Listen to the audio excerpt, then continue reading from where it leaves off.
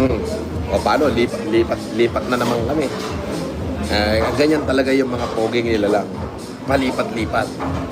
Nag-uubos ng pera. Dami. Hindi mabawasan. Di ba? Oo. Oo. Yan. Tanga, hindi kita kinasuhan ng cyber libel. Mabigat ang ipinaso ko sa'yo, cyber criminal. Oo, pinagtatangkaan niyo yung buhay ko, ini-stock niyo yung bahay ko, binibidyohan niyo kung saan ako nakatira. Nakatatlong lipat ako ng bahay. Sa sobrang takot ko, sa sobrang takot ko, sa sobrang takot ko. Oo.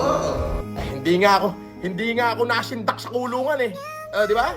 Alam niyo ho, nung nakulong ako, talaga hong live. Walang waiver, walang batas-batas. Sa loob ng kulungan, sagot mo buhay mo. Doon. Pwede kang tumigin doon nang nakatutulog ka. Pwede kang takpan ng punan na natutulog ka. Kaya ang ginawa ko nung nakulong ako, talaga naman hong nakipagtalian ako sa bewang sa isang commander. Talian kami ng bewang. Hanggang sa nagain ko yung respeto nila. Hanggang sa naging gobernador ho ako ng lahat ng pangkat.